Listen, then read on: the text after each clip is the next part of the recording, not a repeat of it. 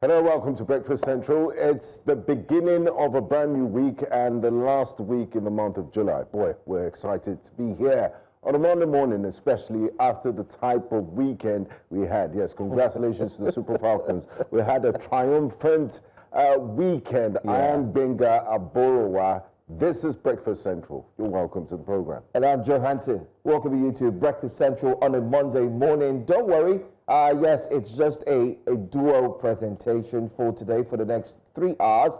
The reason is Milady, or how? Yeah, she went on a birthday vibe. So she's still celebrating. She's extraordinary, so she needs more than one day to celebrate. I see. Sometimes we need time off work, to cool off and re-energize and come back for the matter. Very key. I agree with you.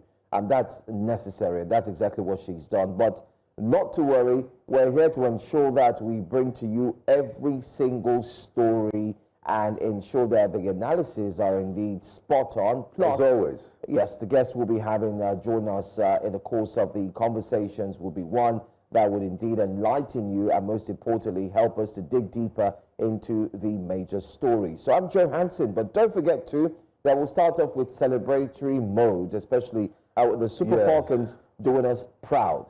10th time, Gbenga.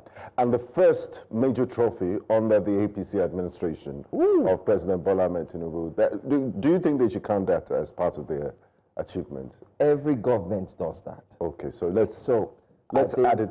Yeah, let's add it, because some of their wins. Whether you like it or not, there's no way that you would say it's not complete or it's complete without them having to mention it. Government support, making sure bonuses are paid on time, training camps, facilities, the morale. And Mr. President is very hands-on. He actually called the girls after the victory. The First Lady also shared with them. So Nigerians were very happy. And I'm happy we did it in dramatic fashion. Did you watch the game live? Gbenga, I missed the first half. Yes, I watched the second half. So I watched the second. I went to buy suya. Where they were selling the suya, there was a screen there. So I had to wait for my dinner to be ready. And I was just watching the game. 2-0 at 60 minutes. Okay, so there was so much hype. We got to the finals already. I was already feeling defeated. Then the first goal came in. And I knew, okay, we might have something here. And then the way the pressure they put on the Moroccans was indeed very clear. The girls were going at it head on. Most importantly, the right flank obviously was the strongest attacking flank for Nigeria. The only because because the Moroccan defender on the left, on the right, couldn't pull any weight in ensuring that she was able to stop the girls. But then again, they were able to get the second goal. But one thing I must say, kudos to the Super Falcons and the coach. We must give it to the coach. Because the tactics that he put up was fantastic. I don't know if we have the presser where he spoke. The coach did speak. And he talked about the plan A and the plan B because he said when the plan A wasn't working, the next thing was to switch to plan B. And that's when he brought in those two enigmatic forces who came into that game and turned it completely around. And thank goodness that football is a game of two halves, so you have a chance to redeem your image from the first half. And top-notch officiating, because the Moroccans were playing in front of a home crowd. It was in Rabat, their capital. There was a VAR decision, but let's take a listen to the coach of the Super Falcons. Thank you. In fact, the lasers were not applied on the players alone, even myself. Yes. Even my face, they kept pointing those lasers at me. But like I said earlier, we had prepared for all these situations and we knew they would happen. In fact, today it's even less than in the last edition. It's less than in the last edition. So we knew it was going to happen and the players were ready for it. It didn't have any effect on them. You could see, even when the lasers were coming, nobody bothered about that. We kept going and then we remained focused on the game. So I don't know if it is proper that this type of situation should always continue, because I don't think it is proper. Something can be done in that regard. Even with all the lasers in this yes, the even girls with all the still do it. lasers, you know, that flashing it, ensuring that the girls will stumble. But I'm happy you also bagged coach of the tournament. We bagged all deserves the it. goalkeeper We of bagged the tournament, you know. player of the match, player of the it was good. But also the Moroccans also bagged one as well. It was good. And then the rumors about Asisa Tushola quitting international football after that game, she did come out to say, no, not yet. But there you have it, Gbenga, just like you said. Okorongo Esther, woman of the match, Rashida Tajibade, woman of the competition. She truly deserves it. Fantastic player. Chiamaka, yeah, best goalkeeper. Justin Madugu, coach of the tournament. And also they have Ghislaine Chibak, golden top scorer. And then from South Africa, they won the fair play team. Fantastic performance. There you have the prize money. $1 million. Woo! Yeah. And Morocco got $500,000, Ghana $350,000. Can we quickly bring out a calculator as we start this Monday on a very bright note? $1 million, 1 million times, let's use 1,650, 1,600. Okay, 600. Yes, 1,600. Yeah, it's 1,005 something these days, but you could just run it. Yeah, so it was 1,000, it's about 1.6 billion. Billion, wow. Yeah. So that's a lot of cash. Wow. Yeah, so congratulations to the... And meanwhile, I'm sure when the girls arrive in Abuja, the presidency will... It's still there, buddy. I can still but this is female football. Do you want to change gender? No. It will be easier for you now. You dribble everybody. Wow.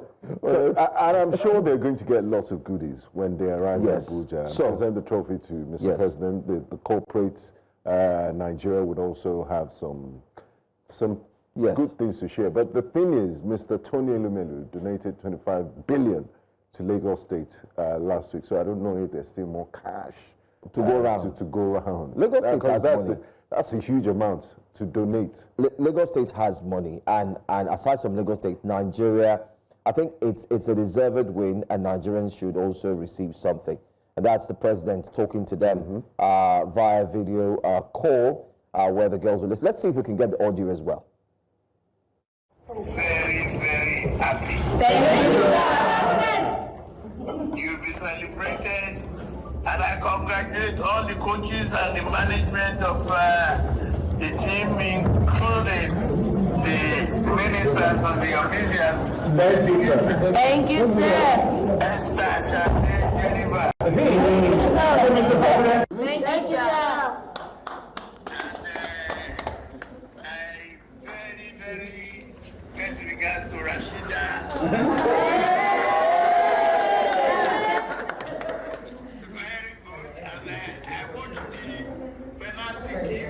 That's a very courageous exercise. Thank you, sir. Thank you. God bless you, Mr. President. Thank you, Mr. President. To set the 10th the record of victories is not a very small thing for the country and the continent as a whole. Very proud of you. Safe journey home. Enjoy yourself. Avoid injuries. God bless you. Thank you so much, sir, for the payment. We appreciate you, sir, and we're coming to give you the trophy when we get back, sir. Yes, that's what Mr. President should do, and that's exactly what he did. The morale was very high. The morale is there. And I'm glad Mr. President sounded that note of warning. Avoid injuries, because sometimes you can over-celebrate and then jump and break. And this was the First Lady. I'm sure she was cooking up something in the kitchen, but she couldn't. After picking some green from the farm. Her personal farm. garden. Then she put some things together. Okay, and then she had some bottled water and a little, sugary drink to just keep the energy alive. What brand after we're down by 2-0. Is that drink? I don't know. Why are you asking? How do you know it's a sugary drink? I know now. I can see it now. I'm tired. Fantastic victory there from the girls. They've done it 10 times now. Yeah, I think they should just name it the Nigerian Women African Cup of Nations from its inception. It's obvious.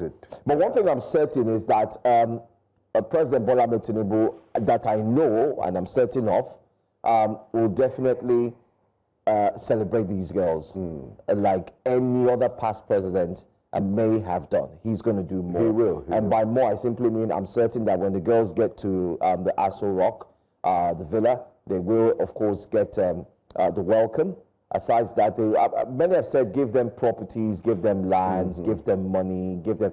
I know that's what the president will do, even with his eyes closed. So congratulations to the girls. When Spain, the male team, won the World Cup in South Africa in 2010, the president presented them with Rolex watches, and that was all. That was all. Yeah, for winning the World Cup.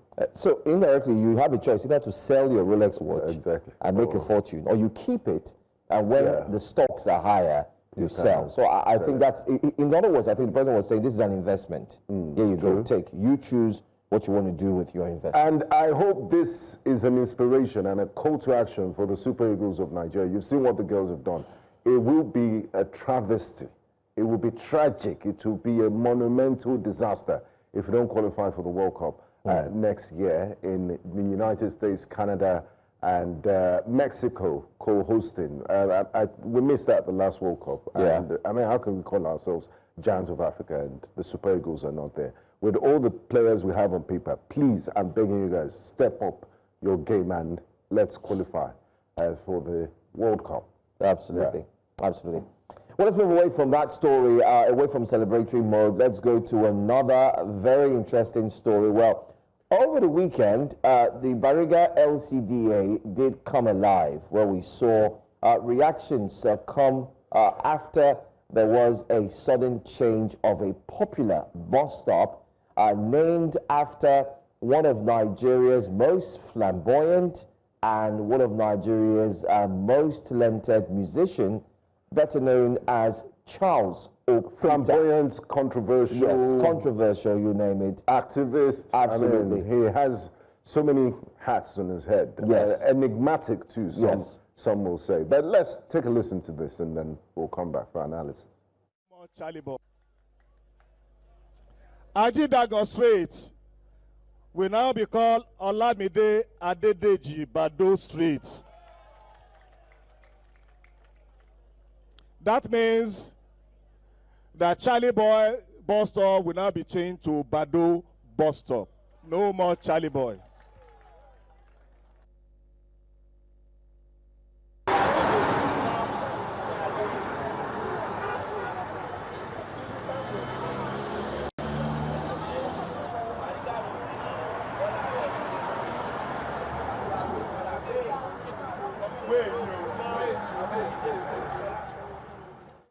So right now, as you see there, that's where the announcement was made in the initial video. What you see here are indeed persons carrying out the directive to change the bus stop from Charley Boy Bus Stop. So conductors have been noted, I mean, they've been given the all clear.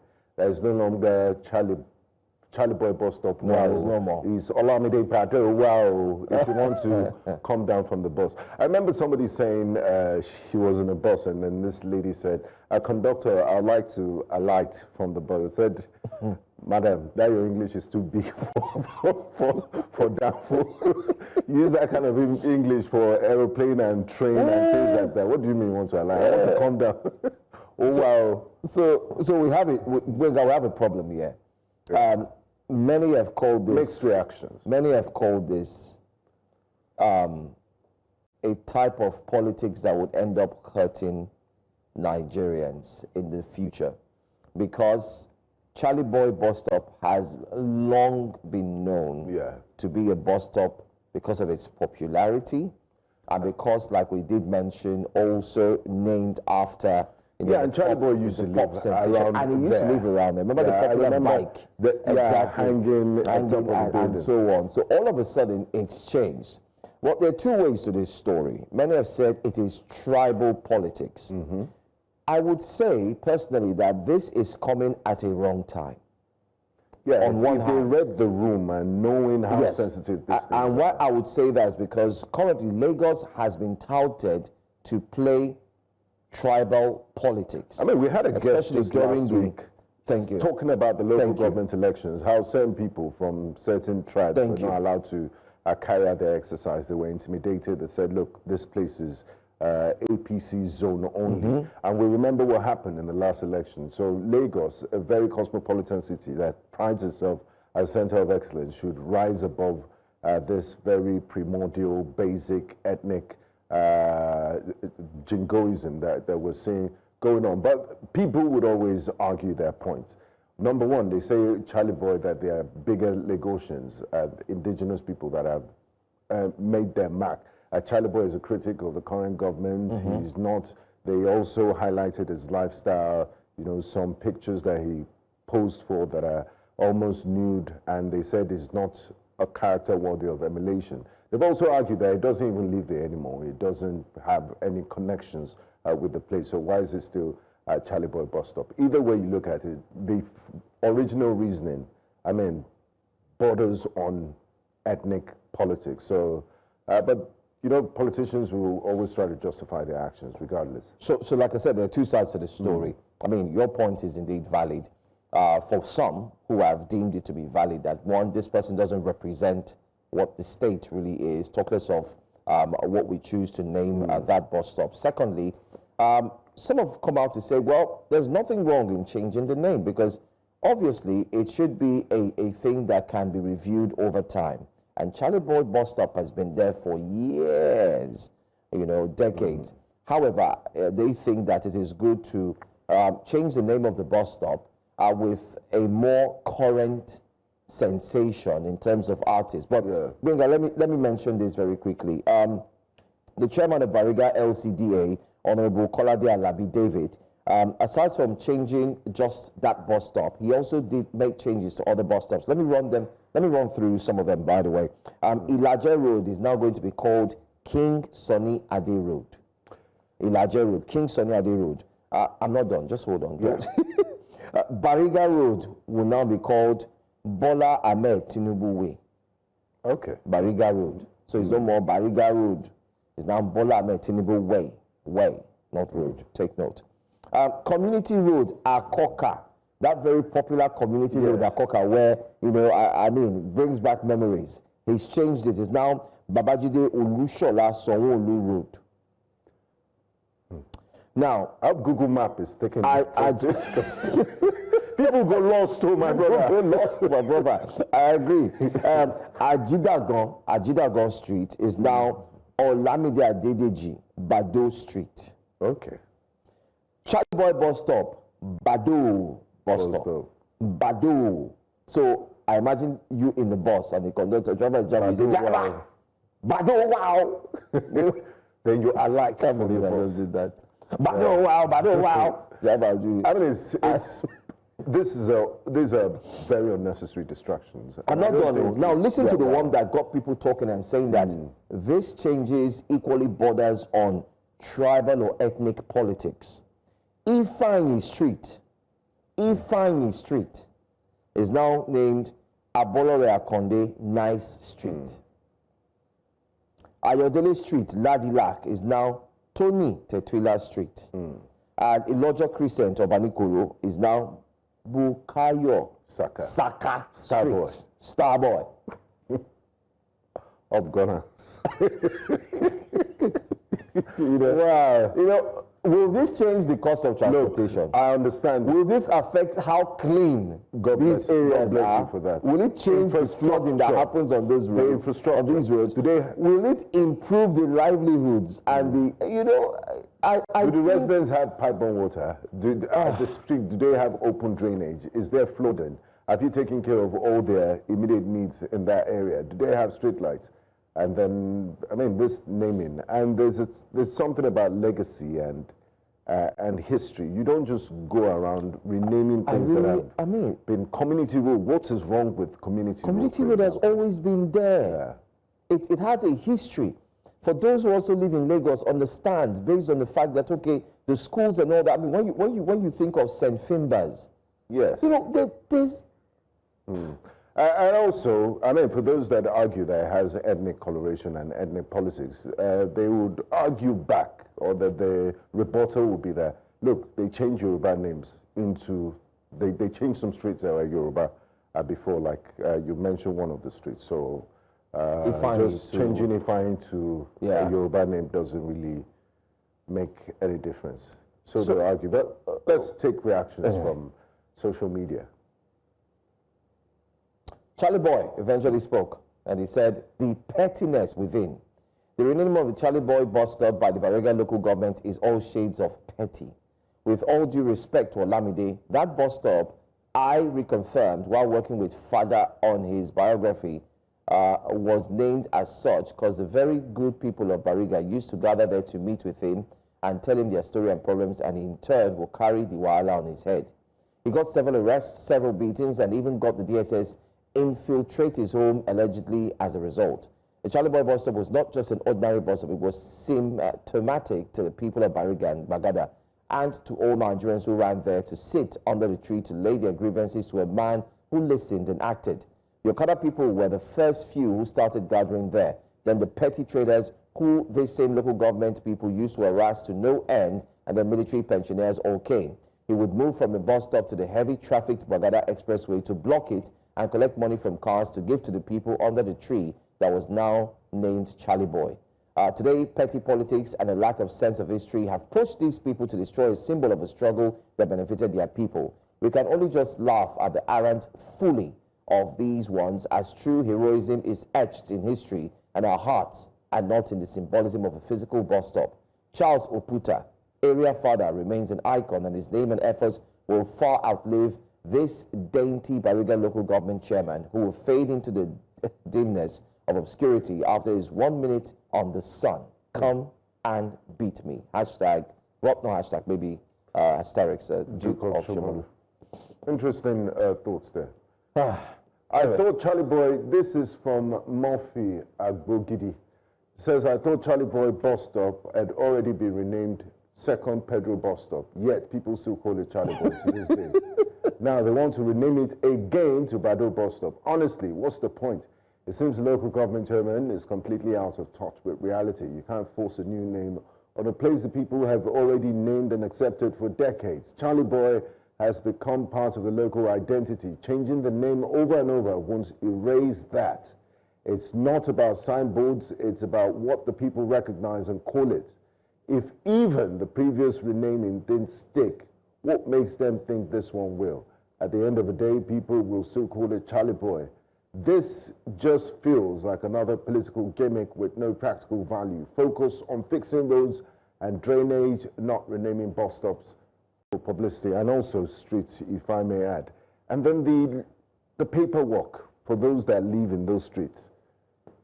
This is from Daniel Rega. I mean, if Daniel doesn't have an opinion, who will? Charley Boy isn't Yoruba. Okay, point taken. And so, what is the justification for anything? How is that a justification for anything, I beg your pardon? Wasn't this ethnicity tried public information before bus stop was named after him? And how come Charley Boy's reputation is a problem, like it's a new discovery, but politicians can name projects after themselves despite their scandalous reputations? That's from Daniel Rega. Anyway, Idolo Dan says, if I am inside bus hearing Bado, I go first thing say conductor the hailing guy. We all know it won't stick, Sha. Go and ask NEPA. PHCN. Anyway, these are the stories we're looking at a wake-up conversation, and the reactions are very much aplenty. Go check them online. The divide seems to be more on the people who do not agree with the renaming of the bus stop. And let's also know your thoughts. And that's it. Tweet at News Central TV, and also use the hashtag Wake Up Conversations or Breakfast Central, and would note your tweets. That's right. The better so you could drop a comment or two right there on the YouTube channel where we're also streaming live. Finally, let's quickly announce that TCN has come out to tell all Lagosians, especially if you live in Lagos, that you should expect power outage because there's going to be load shedding as well. There you have it there. Okay, it's not blackout anymore, it's load shedding. Load like shedding, South just like Africa. the South Africans, because they have to share it. So when they share it at a certain time, they are shedding the load. Kindly be informed that there will be planned outage by a partner transmission company of Nigeria, TCN, on Monday, which starts today, 28 July, to Thursday, 21st of August, 2025. Almost like 3 weeks or so. Wow.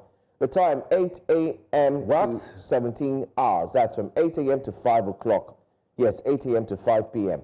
to enable works to be safely carried out on the Omotosho Ikeja West 330 kV power line. Impact, intermittent outage and load shedding across our network, affected areas across our network coverage. We sincerely apologize for the inconvenience this may cause. Do kindly bear with us. So Nigerians, start planning or start thinking carefully how you're going to get your dress or your clothes ironed for work the next day, your food items, ensuring that they're well refrigerated. Possibly, I haven't used my generator in a long while, so I think today that generator guy is cracking his knuckles now and saying, he's going to call me now because I don't have a choice. But 3 weeks is a long time. And Premier League resumption would also be affected. So yeah, I mean for inverters will now feel the heat because the charging process, we don't know if it starts to rain again. That's why, I mean, Almighty God is the ultimate nature,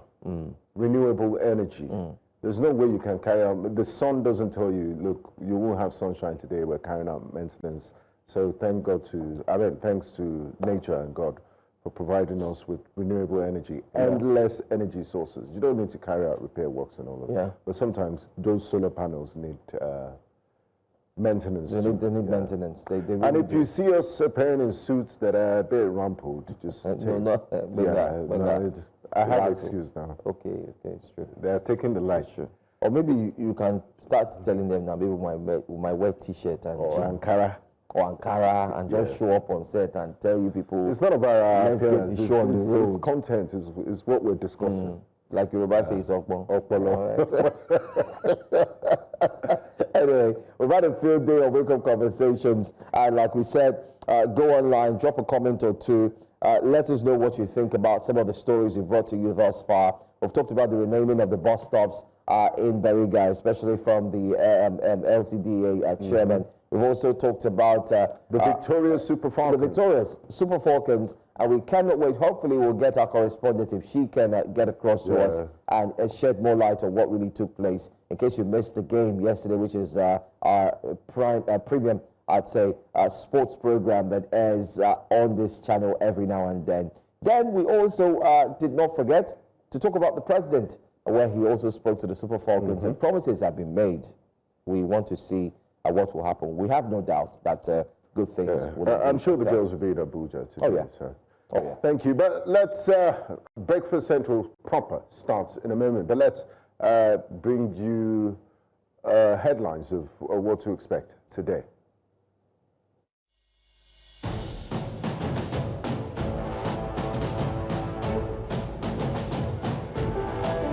Action. Lagos doctors begin 3-day warning strike. And SDP disowns El Rufai. And the Nigerian Army donates 1 million naira to grieving family. And of course, we'll be looking at our newspaper front pages where you can call in and share your thoughts with us. Breakfast Central continues shortly. Stay with us.